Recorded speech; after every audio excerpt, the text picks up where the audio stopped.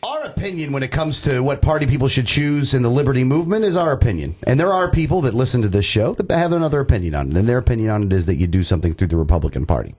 So in an effort to make sure that we bring both sides together and we talk about the things that people like to hear, I live in Pasco County.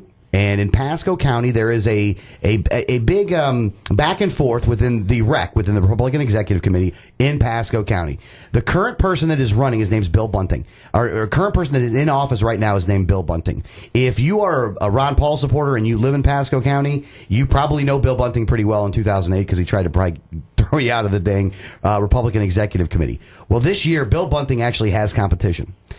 With us in studio, who's actually an old hat to the studio itself, is Steve Simon. Now, I've met Steve Simon a lot of times, and me and Steve, I get along with Steve when it comes to, personally. We're not going to agree on the party thing, but at the same time, though, he's a person that I think is doing things for the right reasons, and what he's trying to do is trying to, change the party that he, chooses to represent. So without any further ado, Steve, how are you doing today, sir? Good morning. Good morning. Thanks for giving me a little opportunity to get in front of the mic again. Certainly fun to be back here. Oh, yeah, absolutely. Now, let's start with the first question, which is always the most obvious, which is why are you running? Because we talked a little bit earlier, is that this is an unpaid position. This is not something where you're making money to do this position. So why are you running for this office? Yeah, to put it shortly, neutral would be good. Dollar neutral would be wonderful. It's out of pocket for sure. The reason I'm running is there's upwards of 4 dozen people on a weekend morning in a church out in Zephyr Hills that one by one got up and regaled me with tales of what was done to them. And I had already known what was going on in the manner in which this fellow, who's the incumbent, interacts with the folks that he's charged with representing. I just didn't see for the last couple of years with such graphic clarity how much worse it had gotten. It had been degrading over the last 5 or 6 years since I had left the loop. I got you. And one of the things that I find to be funny, and this is where another reason I think that you're running for office, is that with any political party, it's supposed to be what you would consider to be a big tent, that you want to bring as many people in as possible, because the more people that you bring in, the better things are.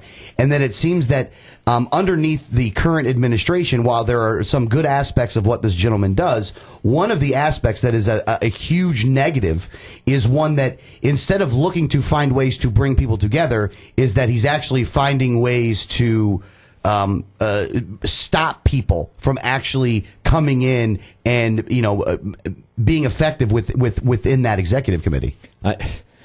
Alex, Snitker just gave the whole opening for about a 30-40 minute, which we don't have a diatribe on what was going on. But real quickly, here's some numbers for someone to digest. And this is absolutely counter to what the guy claims all over his pieces of literature and the website. He's talking about growth and all sorts of expansion. In 2000, the party known as the Republican Party in Pasco had a base of 40%. 2010, after 10 solid years of his control, and I can name the guy. This is fact. This isn't opinion. There's nothing subjective about it. Under 10 years of Mr. Bunting's almost absolute control, the party went to 39%. Woohoo! We're down 1% of market share. At the same time, the socioeconomic demographics for the entire area were climbing upward, and it should have been a meteoric growth. We're going the other way. The largest growth segment was in the independent arena. Yeah, that's from 2000 to 2010. In the last 2 years, we've shrunk to 32%. This is under his watch. There's 600 empty chairs in the REC. That's the core group, the Republican Executive Committee. There's 500 or 600 empty chairs that are sitting, waiting for a precinct committee man of local nature, and there was 180 folks in the room when he got there. There's 190, 200 people there now. He expanded the REC by 10 seats in 10 years.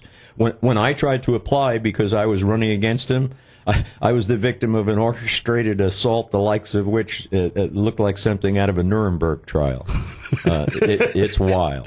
Well, I'm not defending anyone who's been on the Republican Executive Committee, but don't you think that loss of Republicans is due more to the fact that Republicans have strayed so far from the Constitution and not any local activities? Anybody that has a social deficit or a problem or an ill will always point to one or two elements that create or cause the thing. In reality, it's usually a myriad of different components, and certainly is that a major component that you just described? Yes, there is no doubt of that. But let me tell you, do not underestimate the power of one man who holds the microphone, who holds the control of the strings of the party's purse, who controls virtually all communication between the people. That's a pretty powerful position to be in. Now, in August 14th in Pasco County, people are going to be able to vote for this. Any registered Republican in the entire Pasco County area